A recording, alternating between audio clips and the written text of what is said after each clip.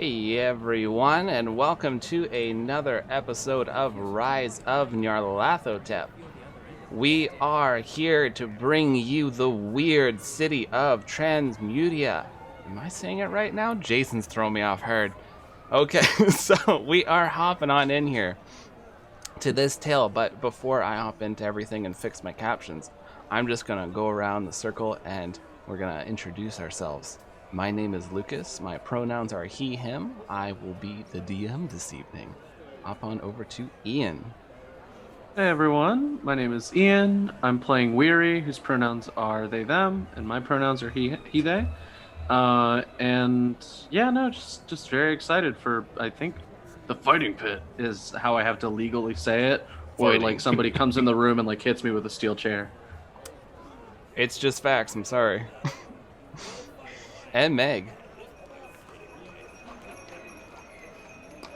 All the buttons. Hi, I'm Meg. My pronouns are she, they. I'm playing our favorite socially anxious godling druid, Allura, whose pronouns are they, them. And I wish I had a pirate hack, so I would just put it over my veil, but I can't. So, arg. And Jess. Hi there, I'm Jess. My pronouns are she, her, and I will be playing Glyph, the automaton rogue, whose pronouns are they, them. Eve. Howdy, I'm Eve, and I will be playing TK37, the Enhanced Goblin, and both our pronouns are she, her. And Jason. Hey, I'm Jason. I'll be playing Kutok, the Plumerian Bard. We're both he, him. And if anyone's wondering, the thing about Transmutia earlier is that, to me, my brain just says Transmutia all the time, so I might say that instead. Alright, so I was okay. Alright, and I'm the one who named this and I know the pronunciation. I just feel like oh, well, whatever. So, hopping into this great tale, just to get a few things out of the way. Our music and sound effects come from the lovely Sirenscape, so head on over to sirenscape.com if you want to have those super sweet sounds for your rad games. Or maybe you just want to make sound effects for like you chilling in the living room or something. Like, I want it to feel like a very busy city. I don't know, whatever you want to do, it's your living room. Or, and if you also look to the middle here, we are proudly sponsored by Roll20. See our little lovely map there? I purchased some little rain effects, so I have that going over the city there. So you can hop on over to Roll20. It's an online tabletop. You can play with your friends from all over the world and enjoy the difficulties of scheduling across time zones. And, you know, don't just let that be for podcasters. Embrace the difficulty of time zones for yourself. It's super fun. But no, Roll20 is fantastic, and they have built-in dice, miniatures, everything you need to get that game. Hop on there. Alrighty, so last time on Dungeons & Dragons, our heroes had entered the city of Transmutia. This city of innovation was covered in automata, and I don't mean literally, but kind of. So there were a fair amount of machines that are going around doing a lot of the manual labor that you'd expect of other people. Another strange thing about Transmutia is that you actually have to park your horses and wagons and everything outside the city because the streets are so narrow and winding. You can't get anything through here. That's why a lot of people also use automata, because they can just carry everything around for you. The city buildings just arc right up into the sky. They have these really strange architecture, like almost like people are just slapping pieces onto it. You're getting really weird shapes as it's going up, and it looks like it's going to fall, but for some reason none of them seem to. While you had entered this city, you were looking for the Adventurers Guild and met Barbara, or Bob, an Aasimar woman who was standing a few, like a foot or two above the crowd. You had seen a flyer for the fighting pit, where you learned that Spider Boy versus BONESAW is tonight. So you were pretty excited about that. I could just see it in all your faces. You were so excited about this fact. You all headed on over to the Adventurers Guild. Ready. You head on over to the Adventurers Guild and you learned some interesting facts. Talked to a robot in the bath, told you about its struggle with existence and strange creatures in the city. Kratok got a French horn. I was wrong. French horns can do lullabies because I got it mixed up with a different instrument. So, fact check there for all of you. And Kurtak now has this French horn that could lull people to sleep and encountered a strange half-faced being. Lucas, why do you have something against faces? I don't know. So then we hop forward to that. Kurtak comes back, tells them, oh no, strange beings. And then you're like, well, the only next logical solution we could do is fashion montage. So you quickly headed over to stuff in things, had your fashion montage. Now we are going to pick up, not with the fashion montage that we have Weary dressed as a lumberjack, Alora dressed as a pirate, TK37 dressed as a Victorian ghost child, Kurtak dressed as a post-apocalyptic biker. We instead are going to head on over to our lovely rogue Glyph. So Glyph, you were traveling with the group. You saw them hail Barbara, and you started wandering with everyone. You were going towards the Adventurers Guild. You caught something, it was a corner of your sensors, eye, whatever it is you have. You looked over, and it was a sign. It was a sign for Rick Stuffin' Things, a proud family member of the Bywood and Bywood family. And something happened that hasn't happened to you. You started getting panicky. You've never experienced panic, or at least not like this. You've experienced not wanting to die, but this panic was quite a bit more. You started looking around. You started seeing everyone was looking at you. Everyone was staring at you. Everyone was wearing Bywood and Bywood branded clothing. You saw a woman, blonde-haired woman in this suit, and you didn't stop to double check. I need you to make me first a wisdom saving throw, and then an athletics. Okay. The wisdom is 9. Great. Athletics is 18. So you're running really well. Unfortunately, you're terrified. So terrified that you're not even seeing the blinking warnings in your UI. The warnings that are saying audio and visual defect detected. You are rushing out of there. Your feet are carrying you. You are jumping over just like small carts. You are like bumping into people. People are looking at you angry because these are very crowded streets. You're rushing through trying to just get away because it could be somebody that you know and you don't want to take the chance. You keep running through streets, looking around, trying to find your companions in this panic state.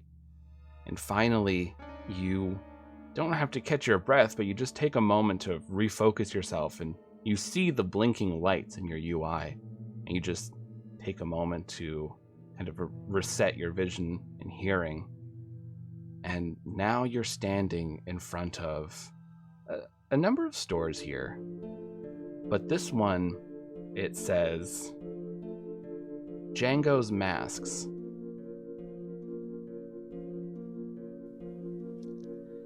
Okay. Yeah, I kind of still myself after that run, and I see Django's Masks, and I just kind of want to be off the street, and I will go in the shop.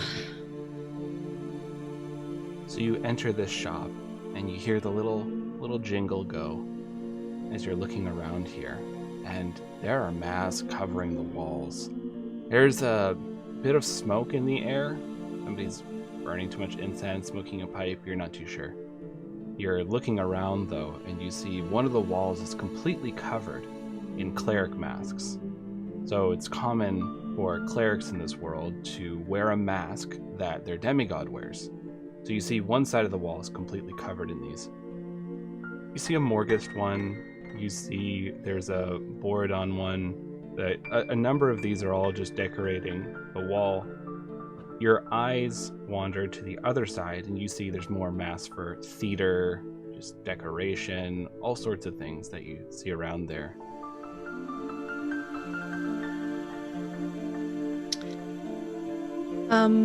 Yeah, I want to veer away from the cleric masks. And I just kind of slowly wander, and it was raining, right? Yep. Yeah, I'm dripping. I take my hat off and kind of shake the water, and I'm just kind of like holding my hat in front of me and just kind of looking over all of these masks. You don't hear it, but you turn your head a little bit, and there's a person that's right at your side. They're a fairly old-looking Asmar. Their hair has gone from what probably once was a platinum blonde to more of a dulled color. It's starting to go a little bit white. You see they are leaning a bit on a cane, and they have these, their robes are hanging down that they're wearing. And they look over at you, and they're looking up and down. So, you like masks, do you? And I had jumped back when I saw them so close to me. And I say, yes, I do. What are you interested in? I actually came to Transmutia looking for something. And I look over the walls.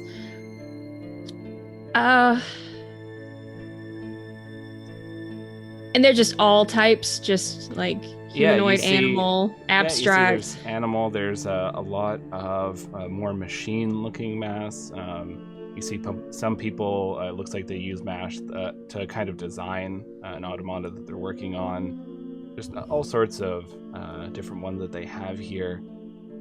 And the old person starts walking towards you. They're looking at your mask that you're wearing. Where did you get that mask? That looks very finely crafted. This one was given to me. And I am not particularly fond of it. I was hoping to get something a little more expressive. Would you care to make a trade? I would love that mask you have. I'm not sure if I could trade it. Did you make all of these? Yes, I craft all of these masks here. I take the day and look out my windows and see an inspiration amongst the crowds. And while this person's talking, you see that there's somebody who shuffles into the shop. And the owner doesn't seem to notice them. And someone else also comes out of the back of the shop, and they're all shuffling along. They're keeping their faces down. You see there's like a few coming out of the back. One came in the shop, and they're just kind of knocking into things. But the owner doesn't seem to take notice. I love creating these masks. I feel you can really invoke the spirits of things and just give them life. I take a step away from him. Yes, they are wondrous works. Are they for sale or only for trade? I will sell some, that is fine. And you see one of these beings shuffle up to this person now, and they bump into them. This person like kind of stumbles forward. And sorry, I'm getting a little clumsy in my old age. Sorry about that. Yes, I will take payment. Perception check. I want to see if I notice anything else odd about these people.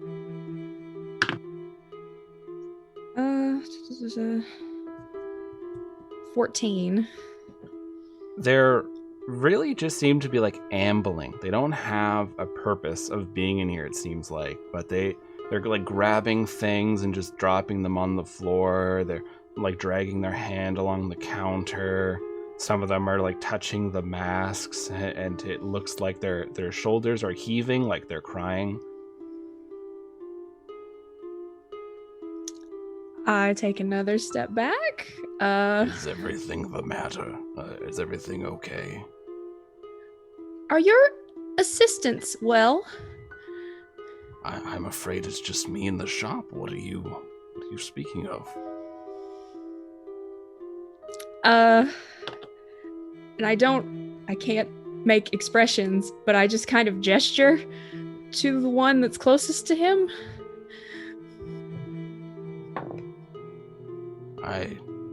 It's just us in the shop. Are you feeling all right? I'm sorry, I have had a very long few days. You now see a few more have entered the shop, and they're shuffling towards you. You can hear, "Why? Why?"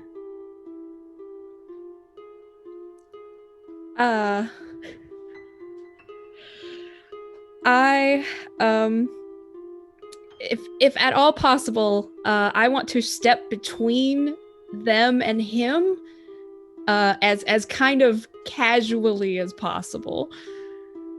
No idea what to roll for that. You can just do that. That's fine. Are you Okay. putting your back towards them or your back towards them? No, I'm kind of angling it like I'm looking at the masks, but I want to be between them and him.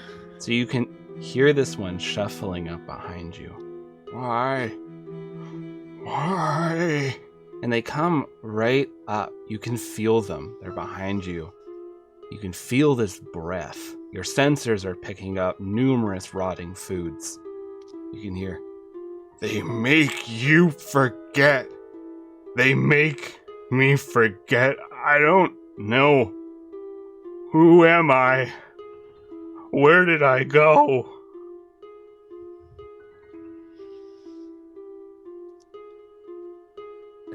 Oh, no.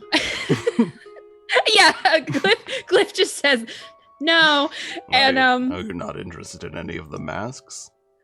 I am, and I'm stepping away again, kind of sideways. I am very greatly interested, but I forgot I have to. I know you My can see friend. me.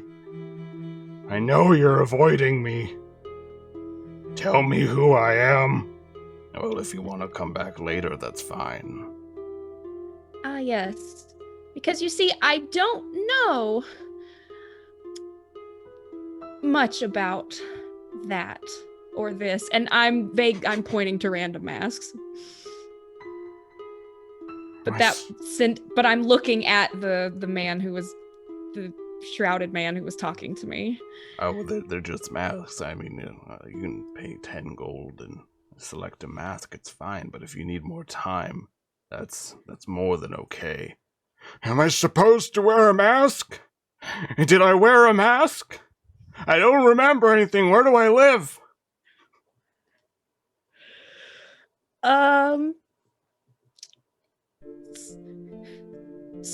Sir, you spoke about trade. Perhaps you have an office? Maybe we could talk. Yes, of course. Come with me. And then they lead you to the back, and you're passing through them, and now they're following you. There's more entering the store.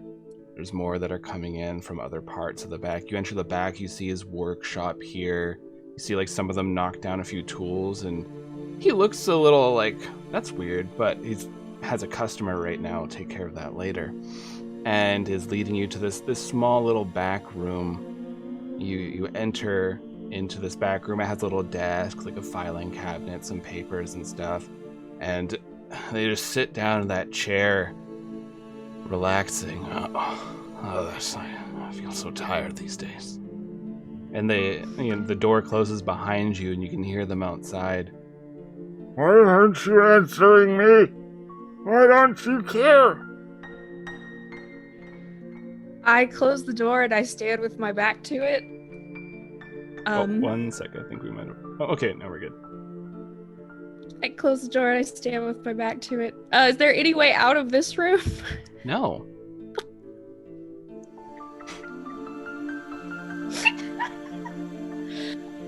Um. And the handle starts jiggling. There's knocking, and the old person sits up. Oh, that's strange. There was no one in here. One moment, I just have to go.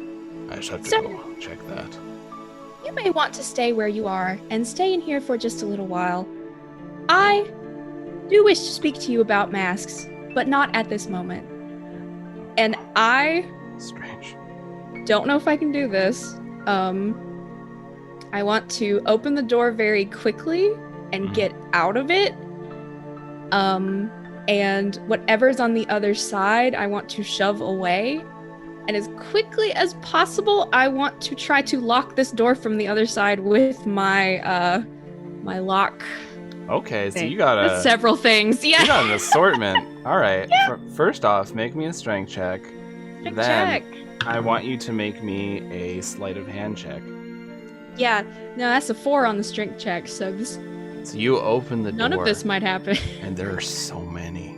There are so many. As you close the door behind you, you see their faces. Some of them have faces that are twisted, like somebody just took it and smeared it around their eye. Oh, I'm going to hold this up here because we're about to get really spooky. So I'm going to give you a minute. So you see some of their faces. Sorry about that.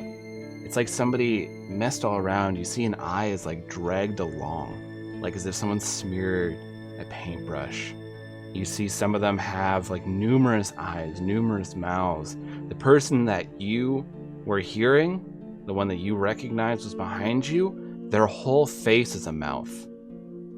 You see some of them don't have certain limbs coming from the right spot, like an arm is coming from their chest, or they have just all legs, and they're trying to wander and bump into things. These people, they are clearly physical beings because they're knocking into things, they're manipulating things, but for some reason this shopkeeper just doesn't know. So you're standing there in this crowd of beings and they're all pushing up against you, and you're trying to get your picks out and you just can't, like, because you're just against this sea of people and they're all pushing against you saying, "Who am I? Where am I?" Yeah. The pick is in my hand. Like it's Oh, it's a built part of your in my hand. Okay, so Yes. you're just like against, like pressed against this door. Trying to lock it. What was that, a sleight of hand? Yeah, make it with disadvantage since you failed the Oh strength yeah. check. Oh yeah. That's okay. Not bad. 12, 16. It's a pretty basic door, so you lock it fine. You hear on the other side, "What the hell? Hey, what are you doing? Are you robbing my shop? Damn it! They always get me to come to the back." And they're jiggling the handle now from the other side. "Where am I? Who are you? Where's everything? I can't see." And I will say, I am not robbing your shop. I will be back later. "Do I own a shop?" I will be back later. And I, any of my rogue ability to disengage, cunning action, I need to get out of here. So you notice they're not trying to hurt you. They grab at you. They try to kind of like try to like impede you. Oh, okay. But nobody's trying to swing at you. But you feel like your sensors are picking up these hands and they're grabbing at your clothes. You feel some of your layers getting torn at. Yeah, I get away, I assume, a little ways away.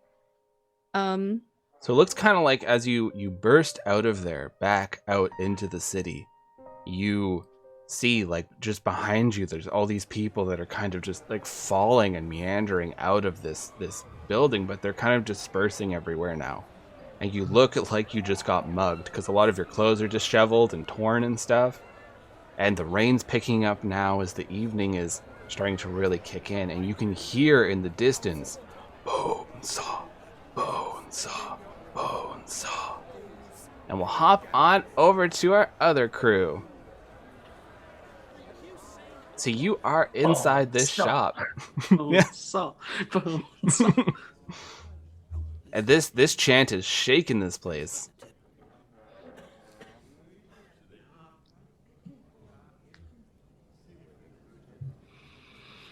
Yeah. TK's jazzed. TK's in. I'm gonna grab Weary's hand. So you look over to Weary, and it like starts off like very much like, oh, this is like I'm above this form of entertainment, and then the longer it goes on, the more it's like BONESAW, BONESAW, BONESAW. Yeah, you're all feeling that BONESAW energy. Mm-hmm. What would you like to do? You've all paid for your fancy clothes, and you're looking not like yourselves. I could say that much. TK wants to go to the fight pit. Yeah, Sure. let's go watch In the fight pit or watch the fight? I mean, we'll see what Semantics, happens. right? We'll get there when we get there. So yeah, you, I mean, I guess we just kind of like kindergarten line it is like holding hands. Like, I kind of just grab TK's shoulders and steer so we don't lose her. It's working out. yeah. So TK's leading the way. She's super excited. You're all Yeah, just pumping her fist, just going, BONESAW, BONESAW, BONESAW. And you see there's people rushing to they're rushing over to where this fight pit must be, and they have like outfits like they have like paint that's running down because of the rain, but it looked like they had skulls drawn on their faces. They have like fake saws on their arms, and they're like as they're running down the streets towards where the fighting pits must be. Yeah, following. We're going. So you march along, following the chants, and hearing like, "What are you doing up there?" and stuff like that.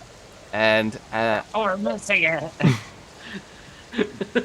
so you're rushing through, and let us see. So Glyph, I imagine you. Where would you be trying to go at the moment?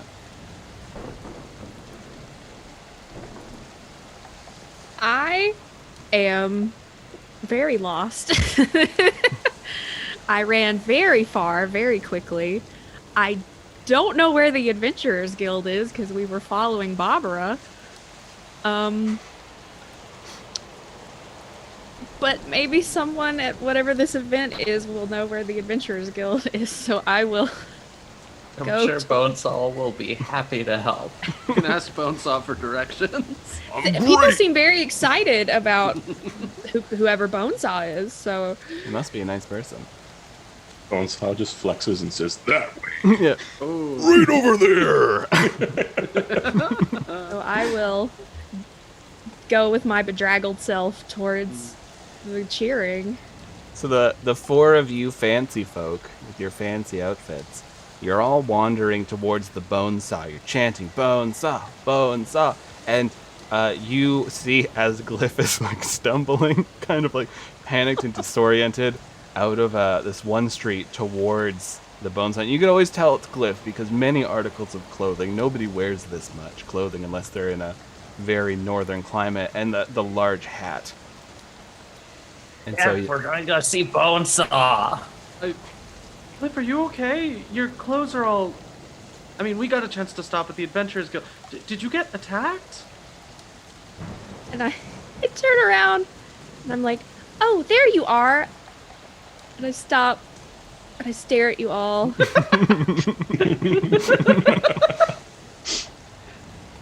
I'm in disguise. So am I. that's what people yell outside. I'm in a disguise.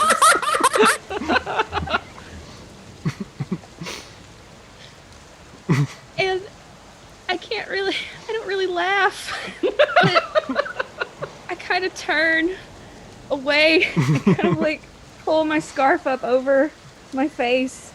It's so absurd.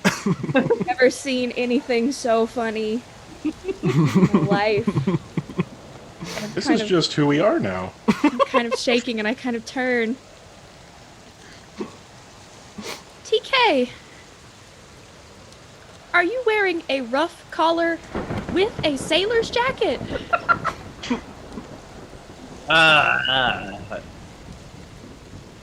Am I?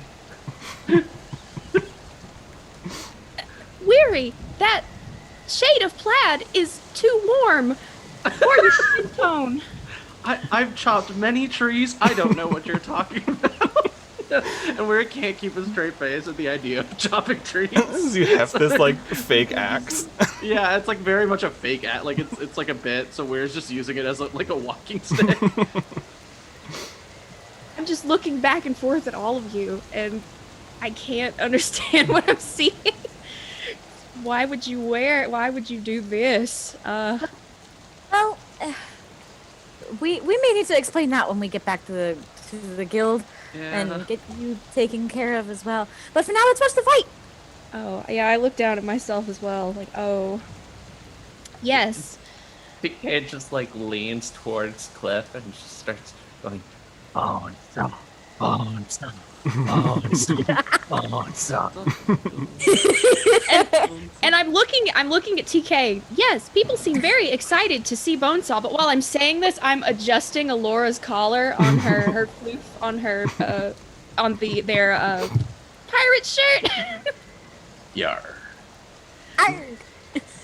Don't tuck the ruffles into the vest. Kratok, you look Yes. amazing. Thanks. I picked that one out. Very well done.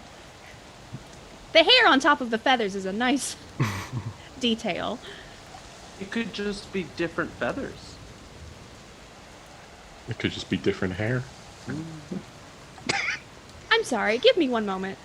I'll step back into the alley and I will, as someone suggested last session, rearrange my layers quickly into a different silhouette.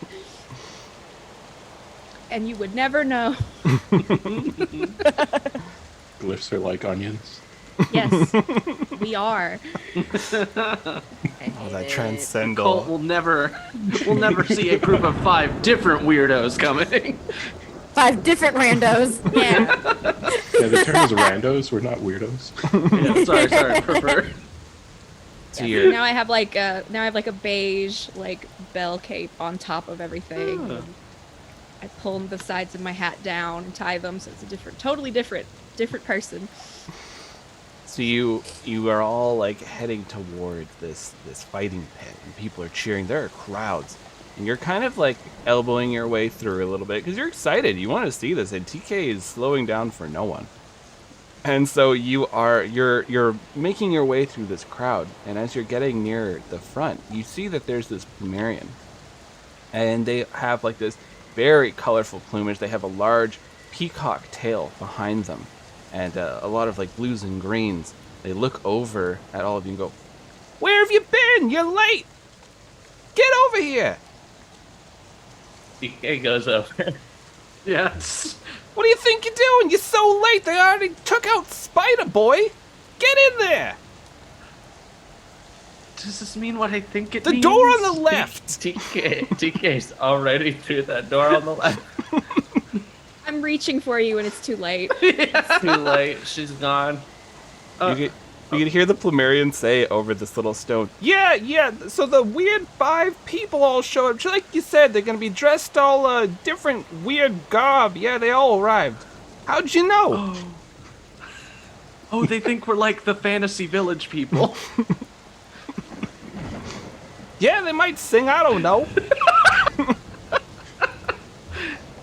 Oh, Get in that left door. What are you doing? I'm trying to figure. No. Oh, okay. Yes, of course. Oh, and immediately, like, we're a step too far in and it's through the door, and it's like, oh wait, this is.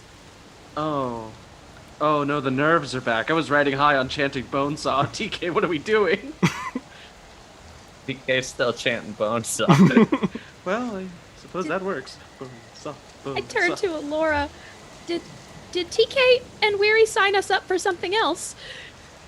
Not that I can recall. Kratok, do you know anything about this? I was looking for a funnel cake vendor. I don't know. Looking for funnel cakes and found a French horn. Okay. The both at are the with event. That was earlier. Oh, So- we cannot let Weary and TK go alone. I guess we have to go. We're in this together. You enter in this left door, and it's like this brick hallway, and there's someone there with a clipboard going. You see, it's this human. They look frantic. Their hair's messy. Oh, okay. Thank goodness you showed up. Okay, yeah, come on in. We'll seat you in the room there. There's some refreshments. We got meat tubes. We got funnel cake. We got whatever you need. It's in there. You got water. You got ale. You got all. Oh my God, why are you so late? Traffic. That's fair. Wait, no, there's no traffic. Oh, well, I guess there's people traffic. Get in that room. She's already in that room. She's got a mug of ale. I'm just waiting for the inevitable. Hey, I'm walking here. Yeah, Weary goes in to try the meat tube because Weary didn't get to last session. Yeah, there's a stack, like a pyramid of hot dogs that are labeled meat tubes. There is a lot of like different food in here, vegetables, fruit, water, ale, like all sorts of stuff there. There's this dusty container of Kilgrog's best, and it's just nobody's touching it. And yeah, and there's some couches in here. You see that there is a large mirror for people to fix their costumes before they go out. And you see over in the corner, there's just like a lot of like discarded costumes, looks like prop weapons, all sorts of things. Okay, I see that my silhouette's messed up. I gotta fix that. What's in the corner? You got you have sailor outfits. It looks like there was maybe a group of monks came through here, and I'm talking about like the Western monks who were like bald on top. And you have like for some reason there's you have like a butler's outfit in there. Just like anything you really think. There's what would be the equivalent of a McDonald's employee uniform, though McDonald's doesn't exist here because I don't have that many evil corporations yet. So it's just McDonald's-esque. You'll get there. I'm trying. I'll take off some of my more torn layers, and I'll get one of the monk capes as well. Weary goes over and starts doing some quick patch jobs on the torn off layers. Like, oh, you really, wear and tear on these. I can fix that right up for you, Cliff. So you're all getting ready. How about the other three? I know TK, you're chowing down. Yeah, she's got a handful of meat tubes and that jug of Kilgore's best. She's 5. She didn't know what's happening. She's ready to go see BONESAW. Very excited to go see BONESAW. She's just assuming that, I guess this is what you do before you go see BONESAW.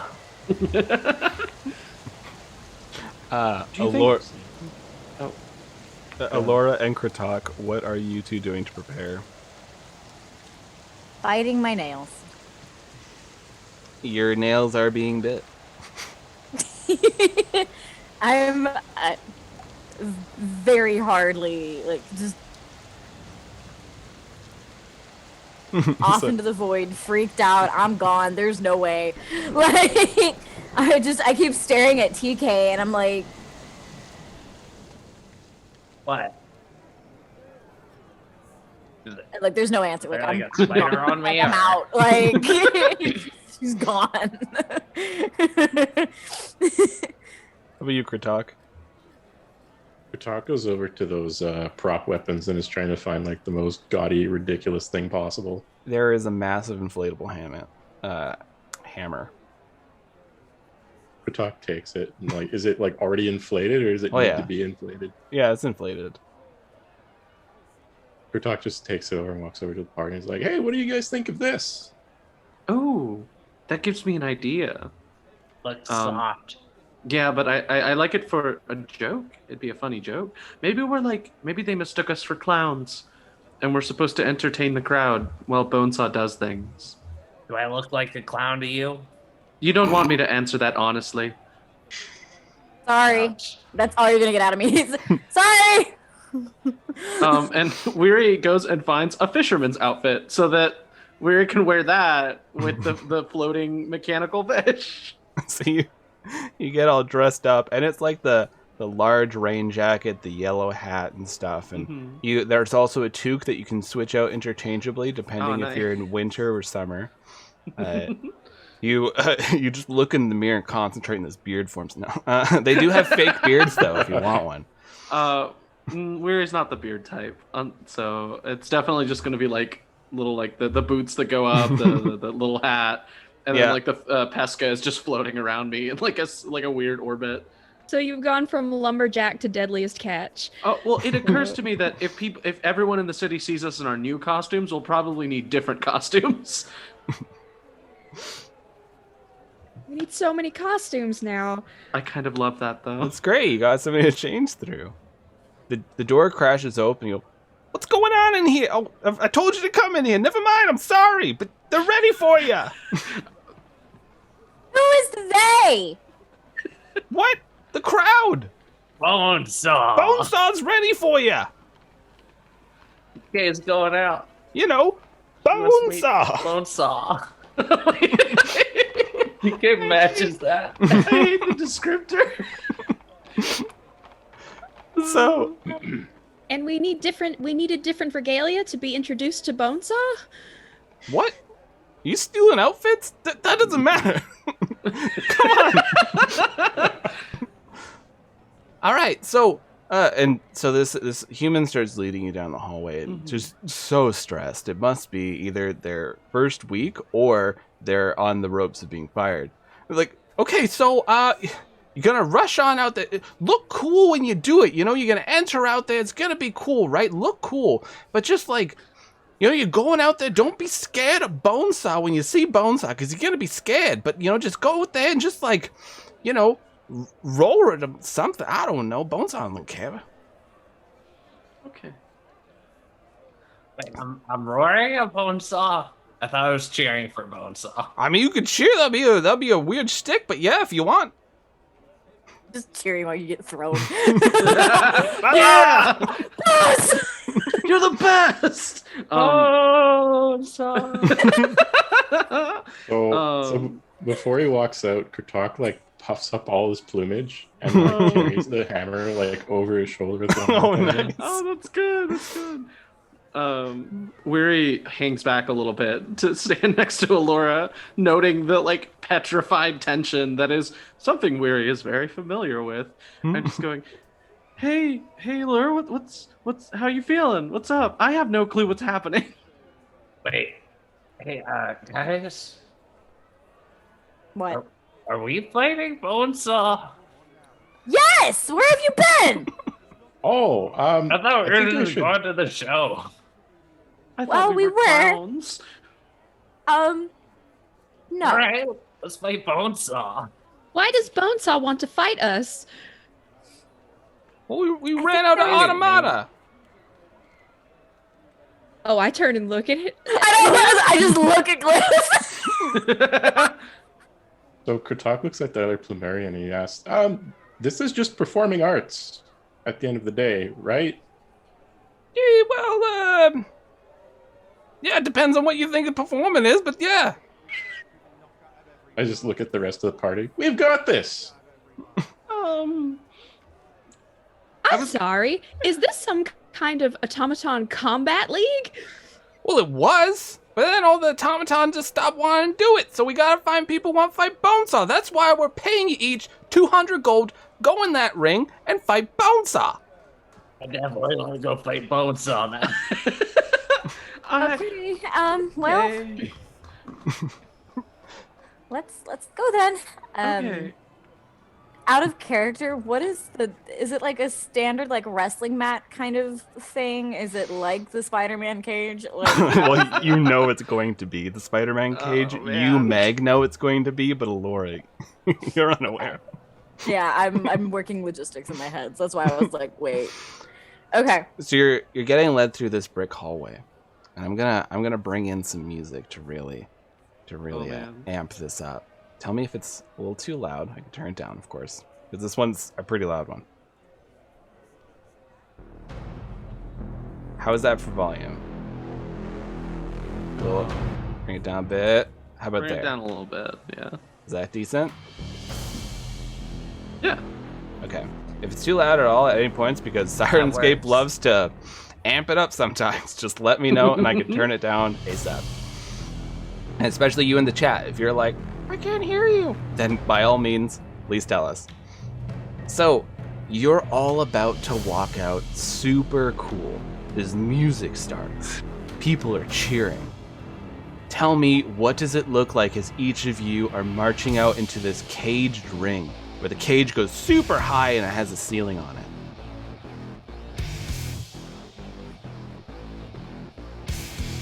I want to go last. All right. Sorry, I'm just vibing now.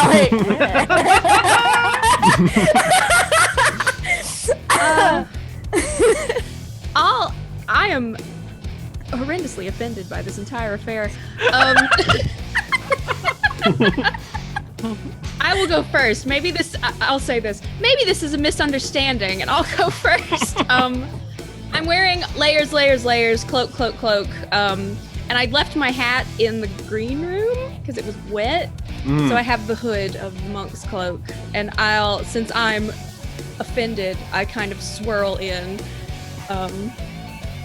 Like, where's your manager? People are cheering. They're like, woo, yeah! Full Karen.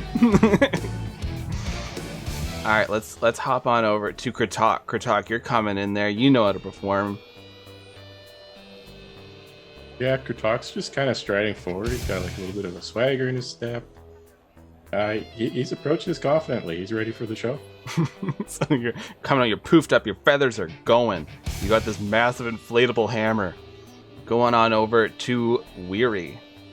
So, the way I imagine it is Weary sends out Pesca first. So at first it's like, oh, it's just like an automaton fish, like what's going on? And then like a fishing rod like flies out and Pesca's like trained. Pesca knows my brain and just like catches the fishing rod and like I'm pulling forward and trying like, and it's like a whole like, Yeah, you got a I'm catching gimmick. this fish.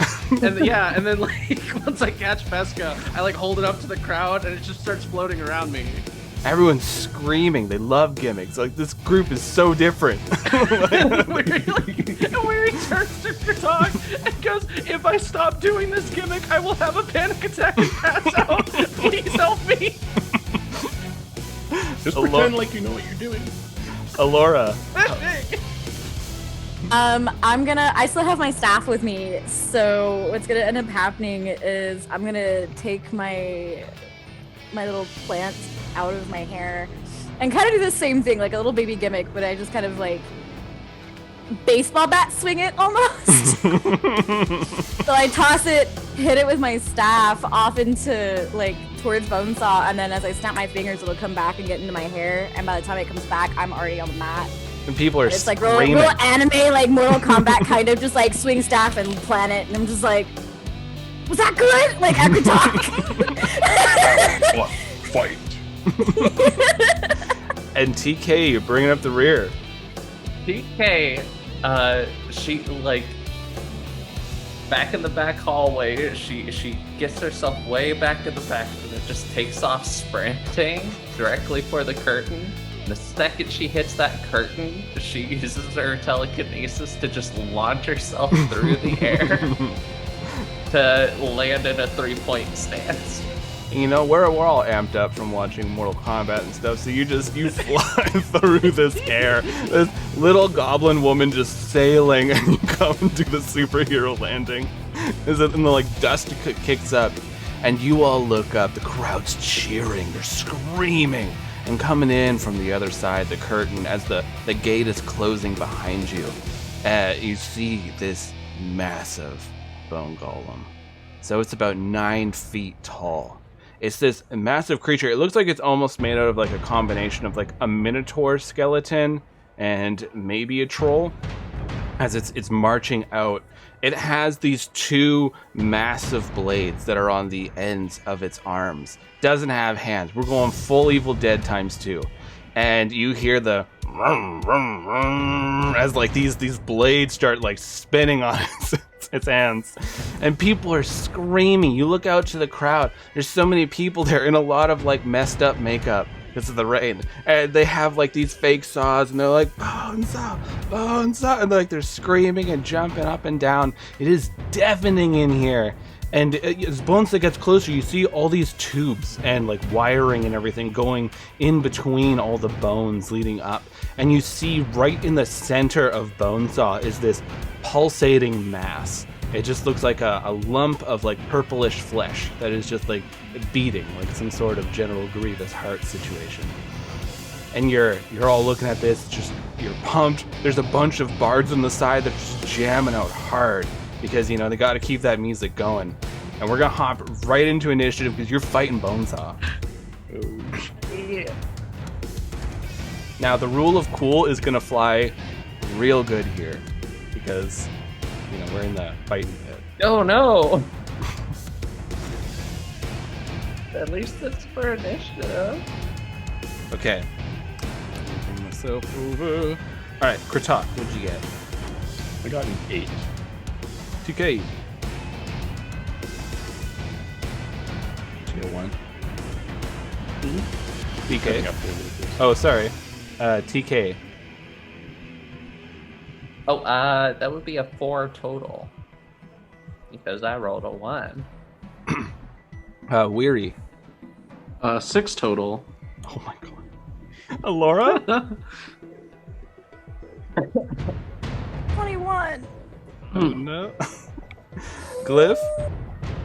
I rolled a 2, so I also got a 6. And I assume my dex is way higher, so going before Weary. Okay, so we're starting off with Alora. Alora, you see this massive bone golem comes in, the gate closes behind it, and roars out.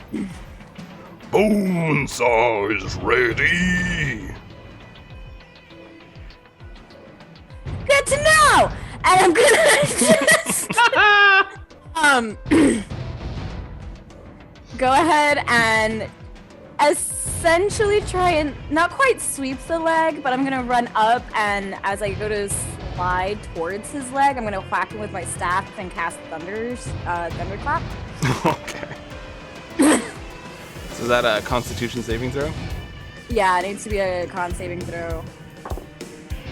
I got a 17. Okay. Still gets hurt, it just doesn't get pushed back. Yes. So then. Well, no, it says each creature within range, other than me, must succeed on a con saving throw or take 1d6. Okay. So you come in and you smack your staff, and this thunderwave erupts, and there's like little pieces of metal and automata and everything all over that just erupt and like shoot out. The crowd screams. They love this. And BONESAW just looks down with these hollow eye sockets, looking down at you and says, "What are you doing down there?" And it goes, Oh, you know, hanging out! And I'm gonna run back to the corner of the map! all right. Tag, you're it! BONESAW is going to charge forward. The one who looks the most. Oh, it's a toss-up between Kratok and TK, who looks most intimidating at the moment. So let's do this. Kratok, high or low? We'll take low. All right, going for TK. Oh no. So just starts charging forward. Each step is a boom, boom, boom, and the crowd just cheers as you hear vroom, vroom, vroom, as these chainsaws are coming towards you. And what is your AC? That would be 16. That's definitely a miss. That's a hit. So TK, you take 7 points of damage as this one chainsaw comes and just slices across and like ruins some of your clothing. You feel it hurts. You're like, whoa, we're not exactly performing. As like some blood is starting to flow. And the other one though, you manage to just like quickly skirt out of the way as this chainsaw goes, hits right into the ground. It starts like ripping up the floor. And we go from BONESAW to, oh my god, all the way down to 8. Kratok. So Katak, seeing this, realizes that this isn't just a performance anymore. So he's kind of like, oh shit. And he kind of maneuvers to be behind BONESAW, or as best he can. And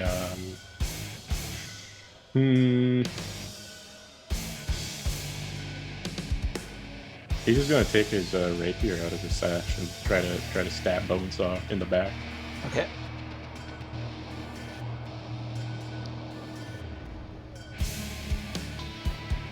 And that's an 8 to hit. So you rush up and you stab with the rapier, and it's hard stab skeleton. So you go right through the bones, and your rapier comes out the other end. And Bones looks down and goes, "Ooh!" And it goes from Kratok to Glyph. I see all of this. I don't know what's happening. We're being attacked. Kratok just ineffectually stabbed all the way through that thing. I want to run up, and since Kratok went to stab low, and he's still got his back to us, right? I want to leap up and jump off of Kratok's back, and I draw 2 swords that are like, they're like perfect, like really small rectangles. They're not like shaped like swords. They're like perfect rectangles. And I'm gonna attack him. Like, I'm gonna try to come down. First, roll me an acrobatics for your attack on Titan moment. Yeah. Yes. 15. All right, so you run and Kratok, you had went forward in like this fencer's pose, and then suddenly like off your shoulder, fairly lightly, Glyph just leaps off of you, and like it still throws you off a little bit, but then you see like Glyph in the air with these 2 swords and roll those attacks. Yeah. All right. 14 on the first one, and 19 on the second one. All right, those are both hits. Yeah. All right. I assume I don't get sneak attack damage, so we're in a fighting pit. Yeah. Bring it. Okay. Wow, max. First one's 10. Second one is 4. So you bring these swords down, and like a rib goes flying, and like you hit a tube, and it starts like leaking a little bit of like strange gas into the air. And BONESAW goes, "Oh, gonna feel that one in the morning." And the crowd's like, "Ah!" It's like you just brought those swords down on BONESAW. And we'll see if I can keep my voice going to the end of this. So we go from Glyph to Weary. Lucas, can you check the volume on the music real quick? You're gumming up a little bit. Nope. All right, turn it down a bit. Still having issues, just a smidge. How about that? Oh, There we go. We can All actually right. hear you now. Yeah, Okay, I can so- hear BONESAW. I'll go through with that again. So you bring these down, you smash off a rib, and you cut this one tube, and this gas starts like floating everywhere. And BONESAW yells, "Oh, gonna feel that one in the morning." And we'll see if I can keep this voice going. As we go from Glyph to Weary. All right, so Weary, realizing that the fisherman's gimmick is not going to work with the kind of skill set that Weary has, just like runs over, and seeing that like their allies are coming in from 2 sides, basically, Weary's going to kind of end up in like a right angle.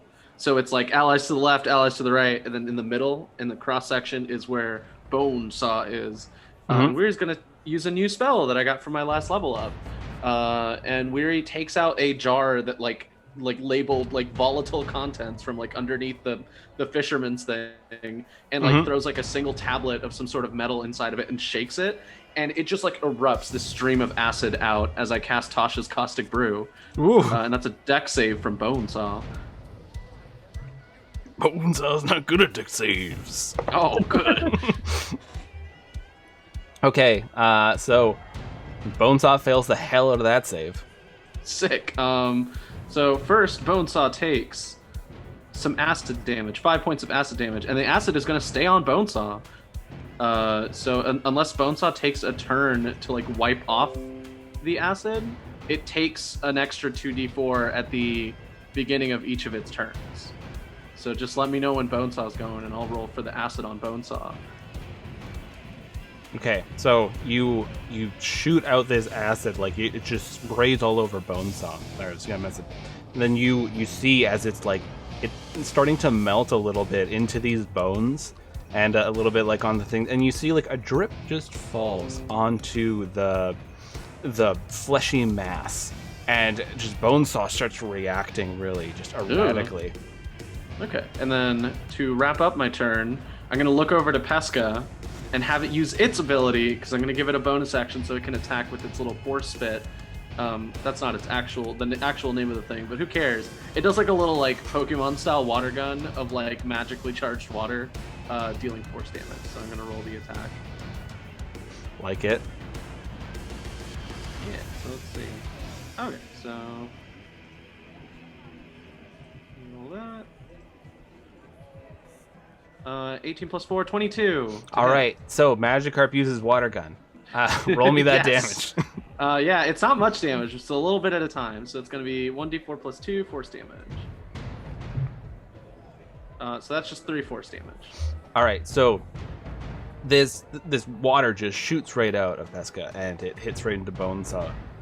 Oh, getting a shower a little bit early. As like, yeah, it's pushing Bonesaw back a bit. Like Bonesaw's, taking a few hits this turn. Bonesaw's not looking good.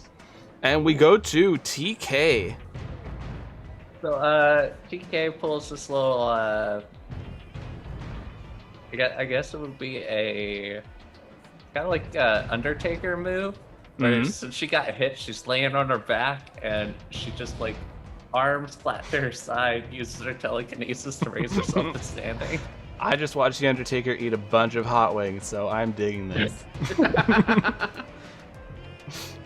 And then she's going to turn and run to the buckles, climb to the top, and jump into the air to do a telekinetic elbow drop. Okay, make me first an athletics check.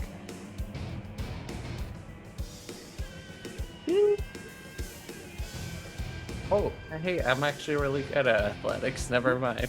So that'd be a 14.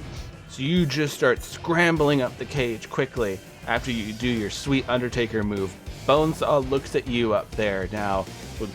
What are you doing up there? I got you for 3 minutes of pain. And then the chainsaws start rearing up again, like, and roll me that attack.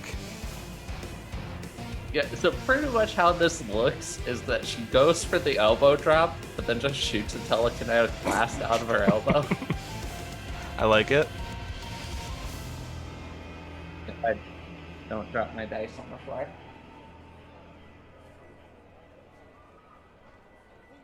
That's a 19 plus 7. Yeah, you hit Bonesaw. See that damage. D10. And that'll be a sweet 8 damage.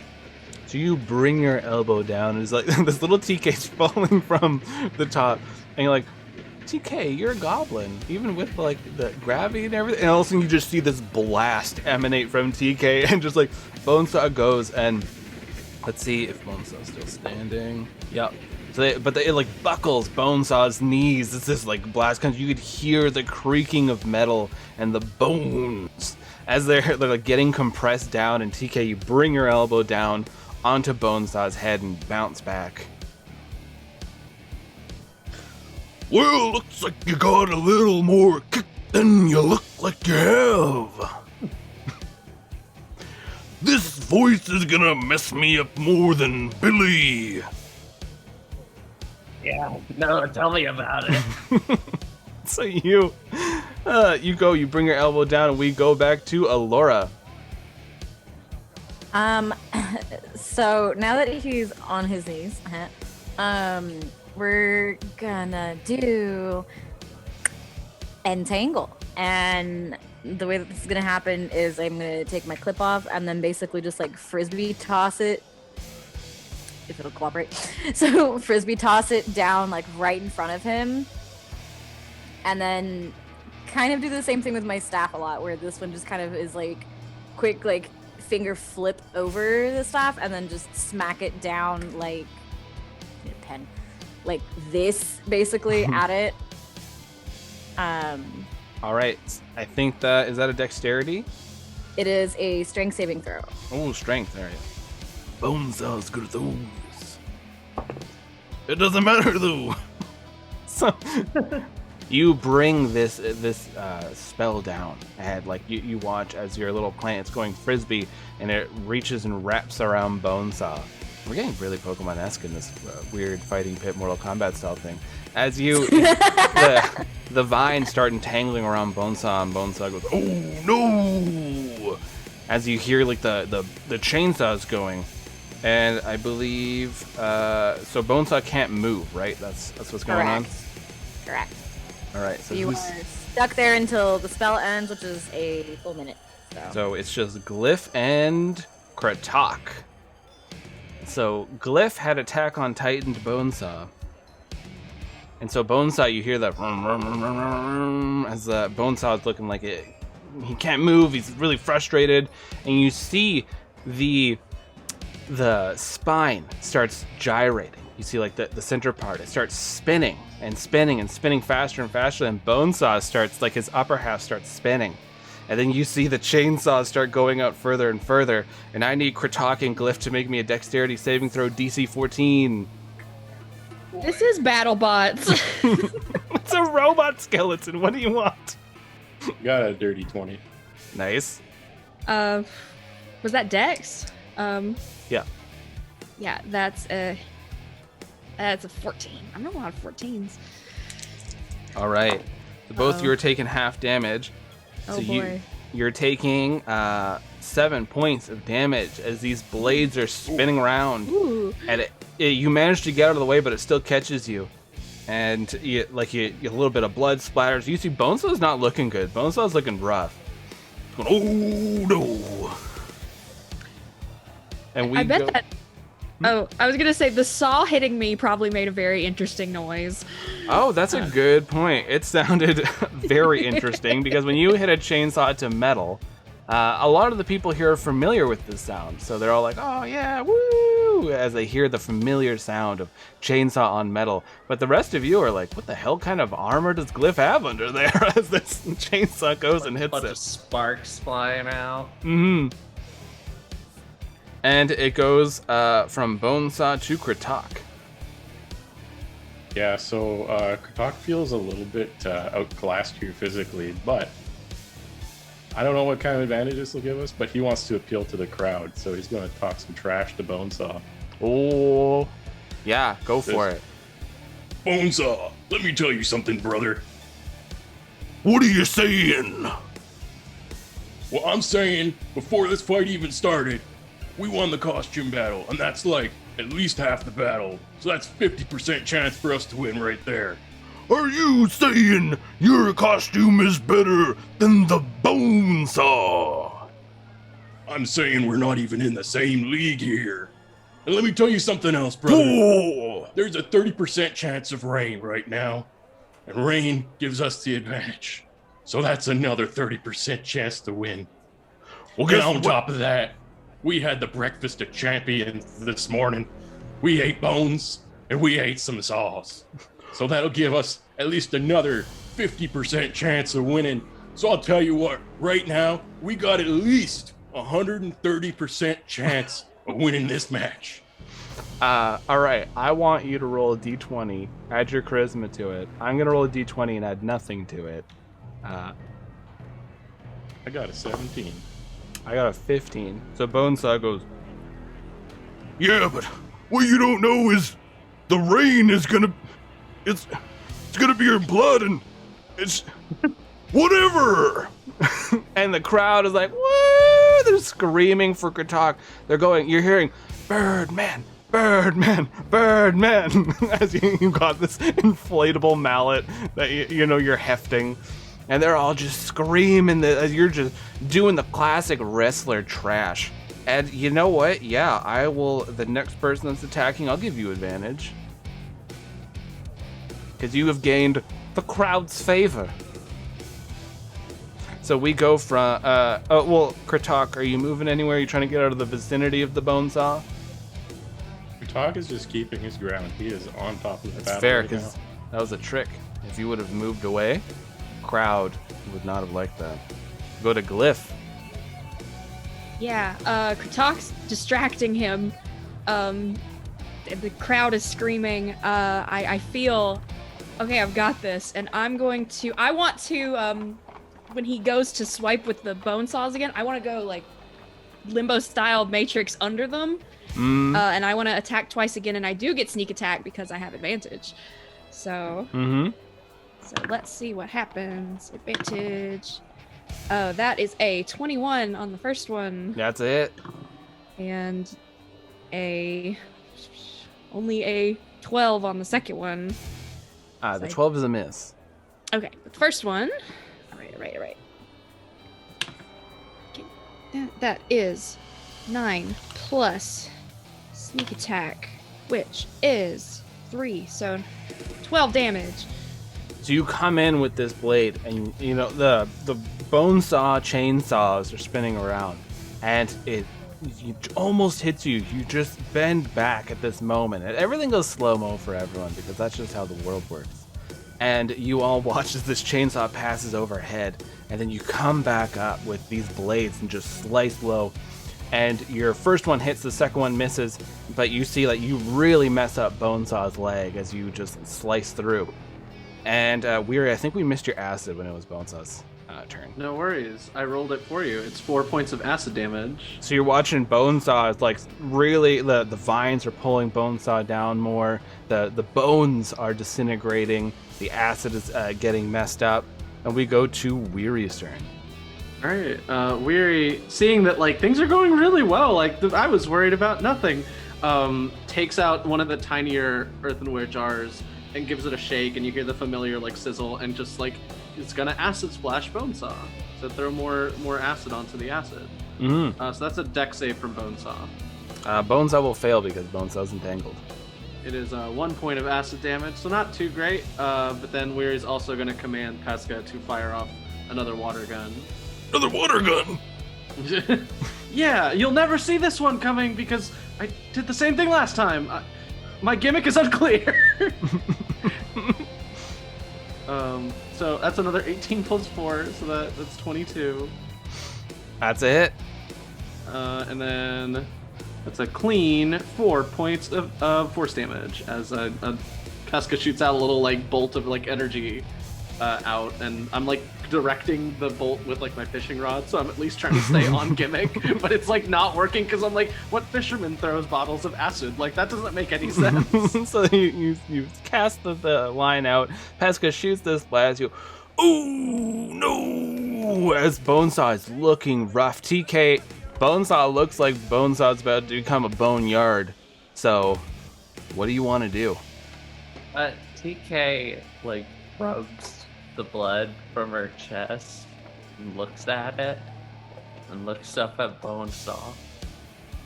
You thought that we were trapped in here with you. She rubs it across her face. BONESAW, you're trapped in here with me.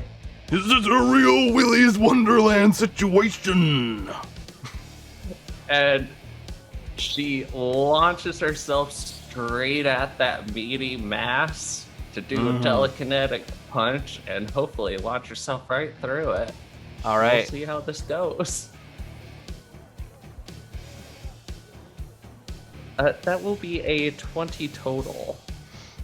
All right. So BONESAW had 1 HP. So you jump and you just smash through this fleshy mass. It explodes all over TK as you punch through the other side of the spine. It goes flying out. Bones go everywhere. No! As BONESAW collapses into the boneyard, everyone's cheering and cheering. You hear, Randos, Randos, Randos, because they don't know what you're called. They're just yelling out and cheering like, woo! And you're all just like standing there bewildered in here. Oh wow, look at that, look what happened. So we got the randos. The randos came through here, busted up BONESAW. What is happening? What is going on? We get these randos coming Transmutia, just shaking things up. All right, everybody, go collect your bets. You probably all lost a ton of cash. All right, come on back here, randos. And the crowd is just cheering. They're screaming. They're so happy. Did BONESAW have a belt?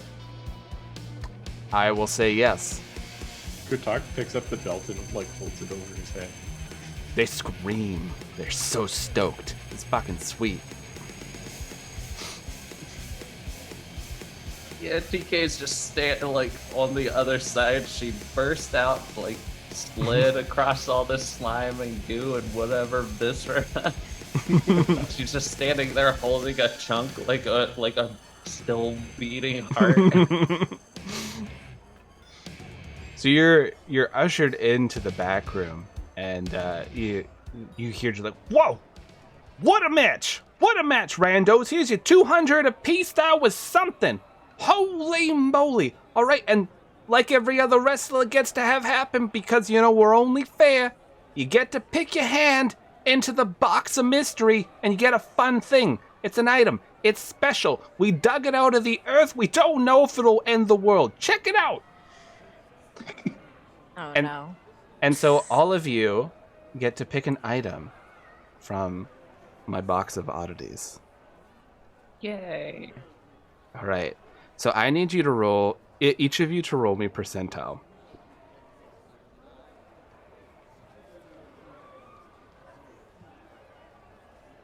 I'm just going to search it.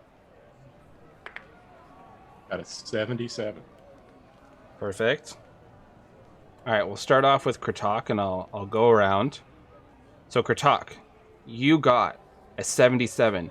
You reach your hand in there, just looking around, and you pull out something. You pull out a spray, and it's like an aerosol can. And when you spray it, it's human screams, and it just says "Screamarama" on the can.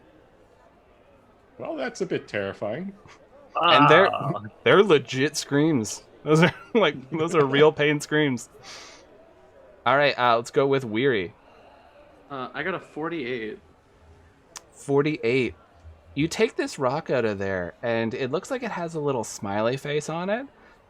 And you're holding it, and it starts singing in a strange language. And this rock, while you hold it, it'll sing in a strange language every 6 hours, but the melody varies.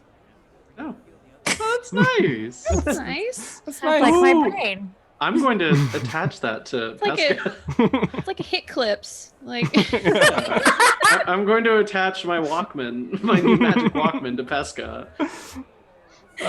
Alora.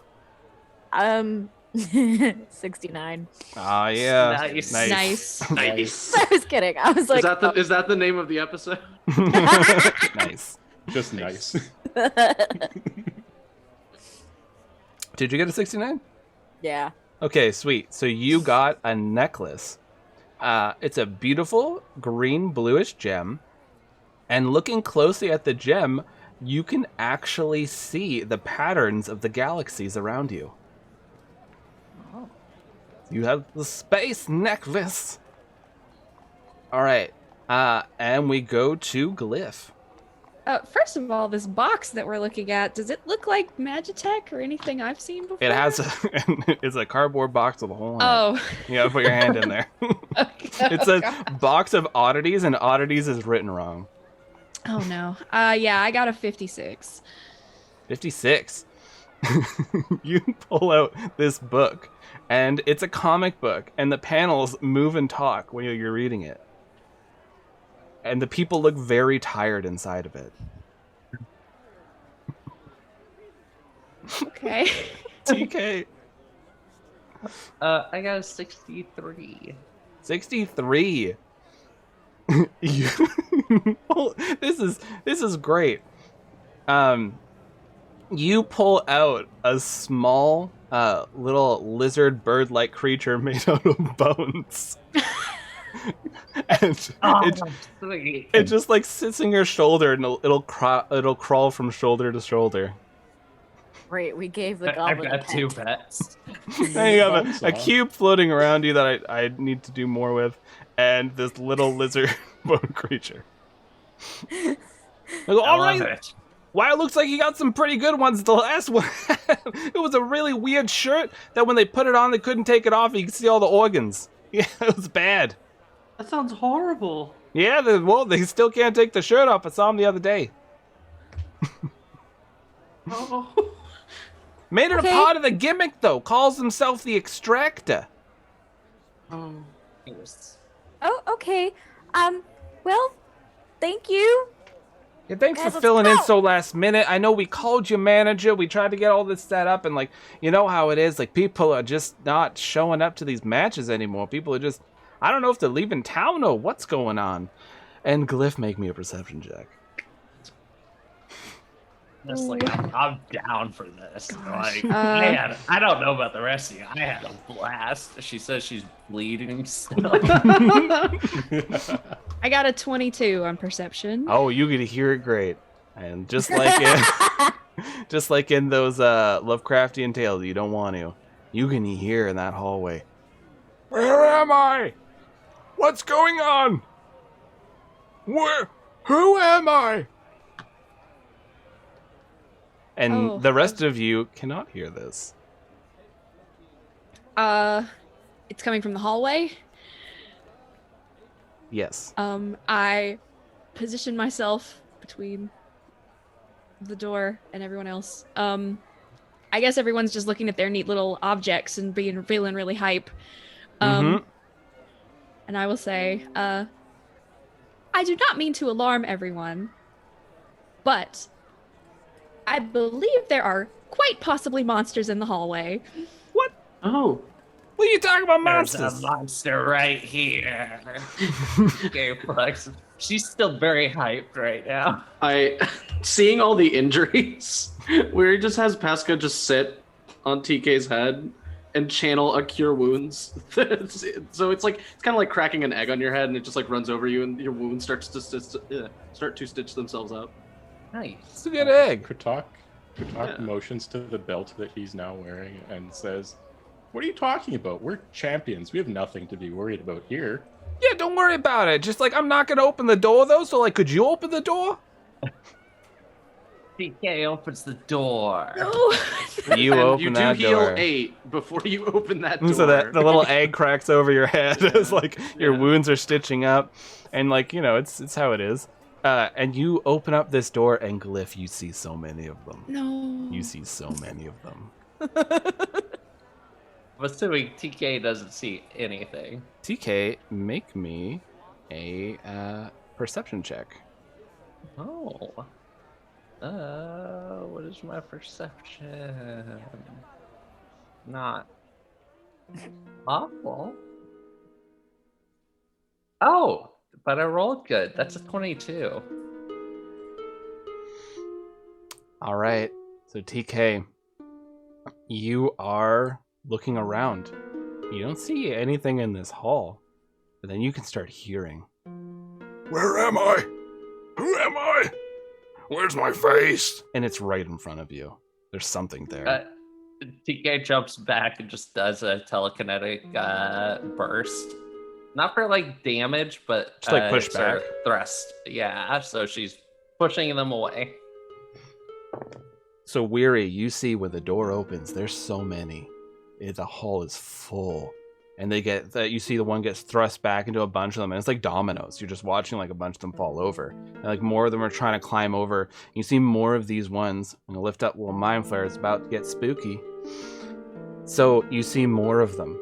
They have that same thing, like their face, it's been like a paintbrush. It's just been smeared over the face. Their eyes are long, their mouths are going around the side of their face and opening up fully. You see that there's some of them that are like trying to open like, you know, their face to get like, think maybe there's a real face back there or something. Some have no face, and they're all just like yelling down this hall. You see the one with just the mouth just yelling like, where am I? Who am I? Where are you? I know you can see me. And so all these beings are all over. All these strange, twisted beings are in there. And the Blumerian and most of your companions can't see anything. TK, you can hear them, but you don't see anyone there. Yeah. TK is just like, they're invisible. Again, I want to put myself between TK and the beings, and I say, I was accosted by these creatures earlier. No one appears to be able to see them, but they just seemed very confused, and I'm kind of like ushering them back, I'm ushering the party back away. So you're kind of like backing up to the corner of the room, all the props. Yes. You're ushering everyone, and to answer the chat, the one with only a mouth has 64 teeth.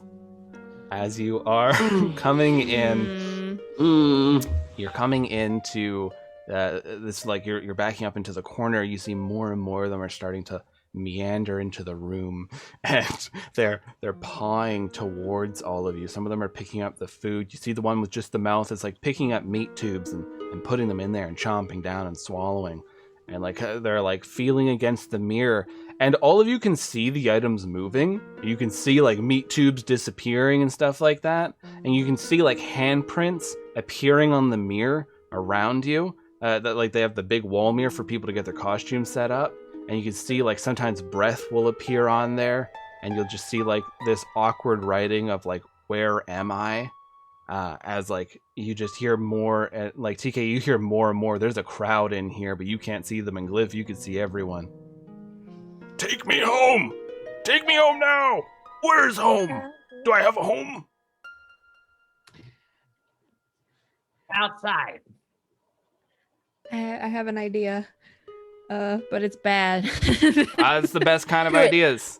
I'm the only one who can see them. I'll say, I will lead you home, and I want to start making like a siren noise. And I want to get their attention, and I will like either vault over them or through them, and I want to lead them away. You I can want them to push chase through me. them. We're gonna do this again. So there, you see that things are pulling at Glyph's clothes. Like clothes are going. They're getting torn. They're getting like moved. Like I will distract them. You see Glyph. Don't. I could just start blasting. I think they are just confused. And they're Glyph, make me a. Is there tumble in this edition? I think it's just acrobatics. Okay, acrobatics. Yeah. I've been playing this game for 4 years, and I'm. Yeah, they took out tumble. Never the player. All right. Plus 9 plus. That's 15. All right, so you are weaving your way through the crowd, and you see they're starting to follow you, and you can all, and the three of you make me perception checks now that you've been around them enough. Kritok, make yours with advantage.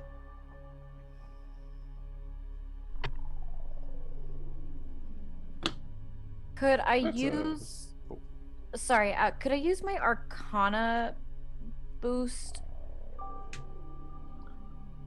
You have like an ability to enhance something? Kind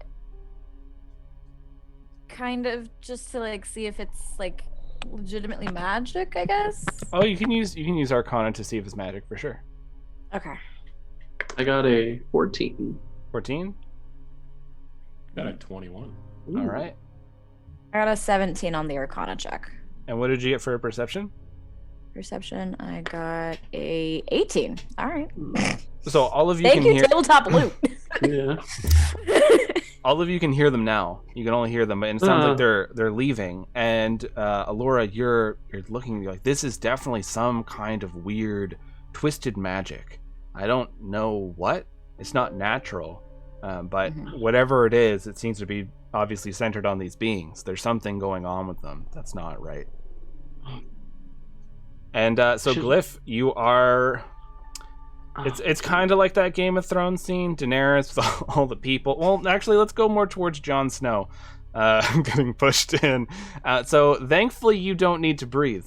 which is a perk for you right now, as this would be really like compressing on your chest, and you're just managing to wiggle your way through these people as you're making your way to the entrance. And while you're going through this hall, there must be like 30 or 40 of them here. And you're like, there's a lot, and they're all different. Every single one of them. No two are the same. They're like snowflakes.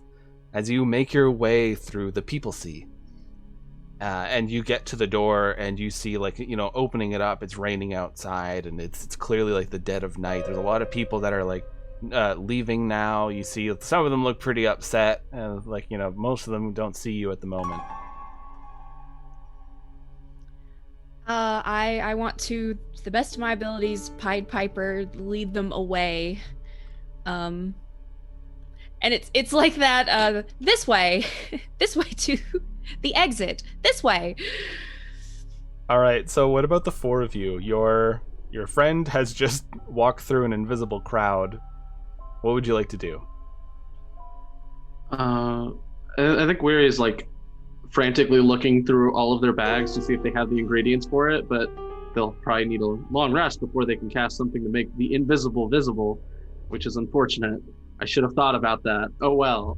So Weary, instead, hearing all of them talk about home, tries to get creative with the like enchanting small objects type of thing, and sees that kind of Glyph is leading them away, and takes out like a basically like a slab of clay, almost like it's about like a foot-ish long and like maybe 3 or 4 inches wide, like a name tag, and just very like magically writes the message or like the word home on it in glowing letters, and just like runs over to Glyph and puts it in, like pushing through invisible things, I guess, and that's creepy, and just like puts it in Glyph's hand and goes, wherever you want them to go, put this on that place, and then we can walk away, hopefully.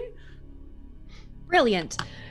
So Weary, while you're I have a walking sign. through, they're touching your face. They're like, you know, like you feel like a finger like pokes your eye a little bit. Like one of them, like they could feel your lips, and you're like, no. You're like moving them away, like no. And you're like, personal space. As these things don't care. Big deal. And then as soon as I do that, I break away, but keep like a safe distance so that I can like make sure Glyph is okay. But also I don't want to be like in the throng. What about the other three? Okay, it's just kind of pointing her hands in various directions threateningly, and it's just saying, are you sure I should just like start blasting? Because I can just start blasting and try to hit something. So anyways.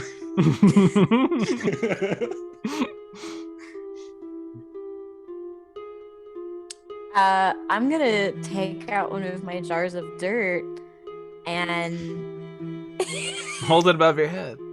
why this is my gimmick, I'm not sure how that happened, but it is. I'm gonna take out my jar of dirt and kind of just sprinkle it, and the essence is basically fairy fire, but dirt. Oh. Fairy dust, Yeah, I guess, if fairy you want to call dust. it that. There So we go. you're really unhappy as you're doing this because of what you see. So as you're sprinkling this out and it's outlining people, let's bring this little guy up again. You see that there are a lot of beings that they're not shaped right. Some have like legs growing out of their faces. Some have like arms coming out of their sides, like 4 arms, and they have like 3 legs. Like it just, everything is very not how it should be. Like there's a pattern that you should follow when growing a people, and they didn't listen. And all of them are different.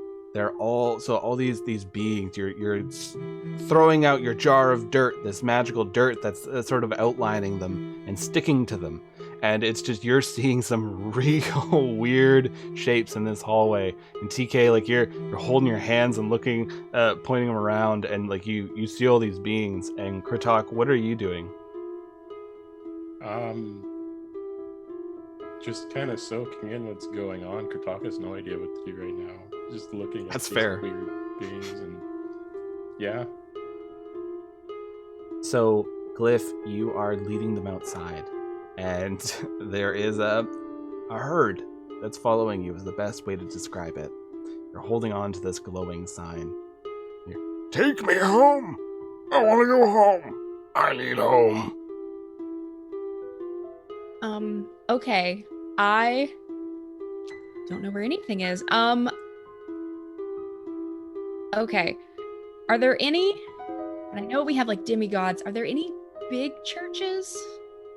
in There Transmedia? definitely are a lot of churches here in Transmedia. Let's see here. I got the list up. Roll me a d12. 12. Oh, I don't have a hand. D12. Bam. That is a 3. All right. So you start leading the way, just trying to look for a church, and you see one. Oh, that's a good one. You are trying to just find a home for these beings. You're wandering through these streets, and the four of you are following along at like an awkward distance, and people are getting bumped out of the way, and they don't know what the hell is going on, but they don't seem to react to it. They just go like, oh, I must be clumsy, or it must have been the wind, classic.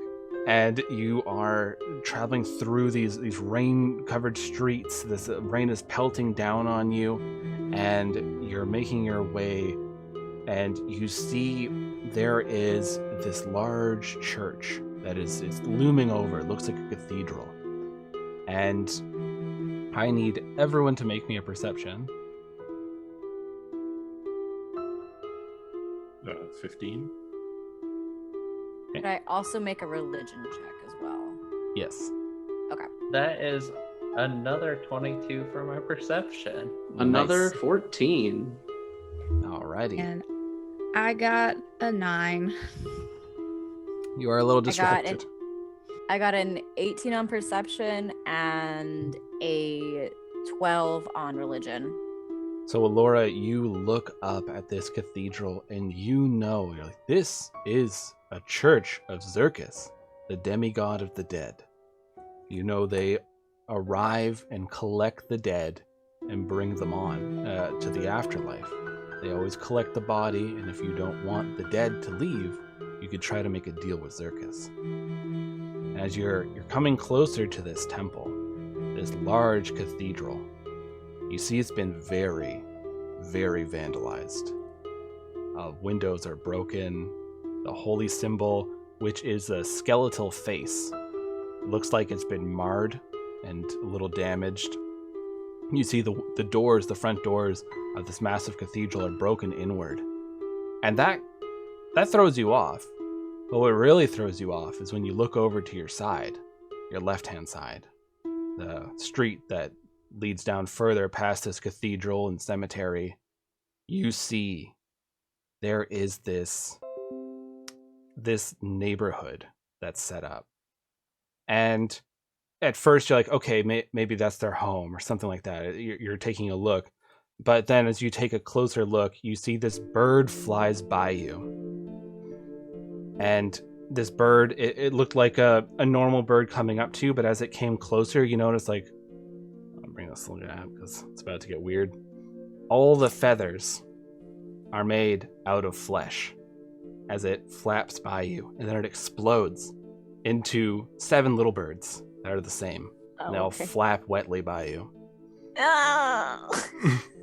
And you look down the street, and you see that the trees are growing and like looping, almost like a spiral. You see that there are more of these shuffling beings eating out of garbage cans, bumping into things, going in and out of houses. And these houses, they have growths on them. There's these large pustules that are leaking down onto the streets. You see that there are all these growths that are like growing over, covering doors. And out of one of the buildings further down, you see this fleshy tube leading out and an entrance into it. And that's where we're going to call it. So just for the people who might not have wanted to hear that, they basically looked down, they saw a neighborhood that was covered in strange growths, and it looks like it's been overgrown by some sort of weird alien organism. Did y'all have fun? That was fun. I love a So good much wrestling. Yeah, I love that you end capped the wrestling. Well, you bookended the wrestling. It was like horror, wrestling, horror. I guess we could change it to some pleasant stuff. Here's some fire and people talking. That's What? a No, little... it's the perfect music for going down a stroll in my flesh neighborhood. I've given you a couple of really nice episodes, like the 2 leading up to Check out Transmutia, Yeah. and so I was like, you know what, the gang needs to have some fun, and so I have no spell slots. Why would you do this? I brought you to my flesh neighborhood that Oh, everyone's great. used to. We all have one, right? Everyone's city has Check one. out this giant meat tube. Oh man, this is No. like in Lion King where he's like, "You must never go there." He was talking about his flesh neighborhood. That's right. He's like, Oh. don't go to the... Oh, I love that. Yeah, flesh neighborhood. Yeah. You're Don't- welcome. No. Don't go I'm over there. I'm just reminded of the Lego person thing. Is he made Oh. out of house, or is his house made No. out of flesh? Oh, He just Same with the barely gingerbread doesn't man. know. Yeah. At least we've herded all the people to their neighborhood. yeah, You they're did. home. Let them go. You did a good Put job. that sign on the door, the little home sign. Mm-mm. Home, nothing like home, right? Home sweet home. Mm. And now you get to investigate my spooky city or my spooky neighborhood in my lovely I have. lovely We're gonna city. solve your flesh neighborhood puzzle. There's so much weirdness in this place. Well, I'm glad you all had fun. Let's go around the table and any plugs you want to do, any recommendations, anything you've been enjoying, even if it's just music, books you read, doesn't matter. Whatever you want to plug, by all means. So I have been your GM for the evening. I am the GM for Ballad of the Seven Dice as well. The podcast we have, you could find that on all sorts of podcatchers. We actually just did our Act 2 finale, so we're halfway through that story, and it was a doozy. I got to do some fun audio drama bits, so definitely check that out. The thing that I'm going to be promoting today is Super Idols RPG. So Super Idols is a magical girl TTRPG actual play where there's a little bit of a twist to it. They are living in a world where, like, it's modern day, where people started developing superpowers, all people who had musical talent. So now all these people with musical talent are popping out to idols, and they're all exhibiting superpowers. So the industry of the world has completely shifted. So it takes place around a group of teens. They're using the mass TTRPG. Excuse me. So definitely check that out. So I will flip it over to Ian. Hey everybody, you can find me on Twitter at Ian_Caliente, where I provide not much, but I do retweet a lot of cool RPG products. You can, in the future, I cannot give you a specific time because I do not know, hear my voice as characters or DM in other podcasting projects that I will highlight in the future. I also graduated with my master's program, so that's like my big news for this week. That was yesterday, so it's a good day. I start work next week, but I don't have any. I had a specific plug, but it has just left my brain. So look for it on Twitter when I talk about what it was that I was going to plug. If anything, I got back in the Magic Gathering as well. If anyone wants to bother me to play that on Arena, find me on Twitter. I don't know. We'll figure it out. Meg. Hey, what's up? I'm Meg. You can find me on Twitter at Narnia's Pants, where I screech about my children and their various discussions that we have. The youth are weird, y'all. So the usual plug, and this actually works out because it's also AAPI month. I am half Desi, so what's up? I am half Dead Sea. Thank you, web captioner.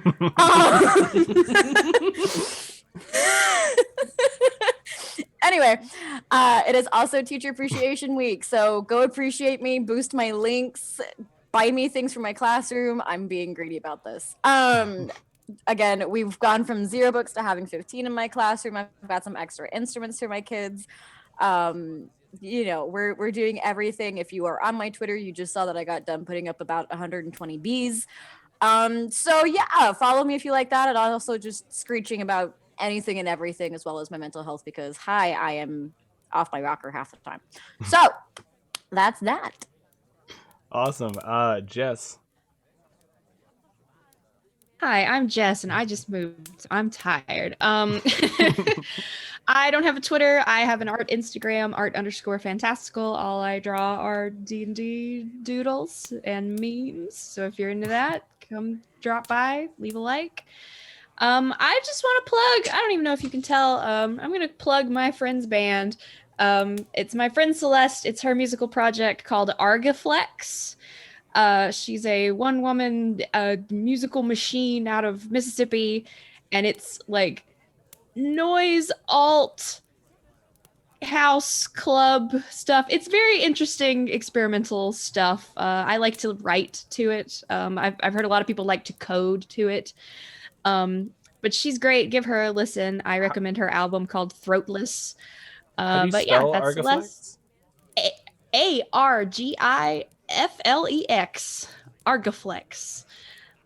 So if you're into fun, weird jams, give her a listen. Because I got a weird closed down building in the middle of nowhere when I googled it. So I mean, I used an A though instead of an I. Okay. I can't say what she's up to right now, but All right. but yeah, Argaflex. Thank you. Eve. I am on Twitter at Copper Harpy. That's copper as in the metal, harpy as in the bird monster. This week I think I'm gonna recommend Neo Scum, which is a Shadowrun podcast that's a lot of fun with just absolutely stellar editing. Like holy shit, the editing on that is top notch. Casey Tony's an editing whiz. Oh yeah, no, like absolute champ. I don't get how he does it.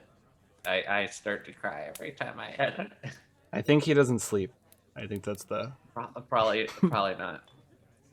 not. Anyways, other than that, I also just moved, so I too am very, very tired. That's like new problem. Yeah, that's about it for me. And Jason. Hi, I'm Jason_42 here and on Twitter. I don't really have a plug to make, but if it's okay with you, Lucas, I'm going to have like a small, short tech advice corner. So there's a cryptocurrency rising called Chia, which relies on proof of storage. So if anyone is looking into purchasing an SSD for their computer or whatever else lately, I recommend getting in on that ASAP because we don't know how that's going to affect prices here. In Asia, they've already seen prices spike.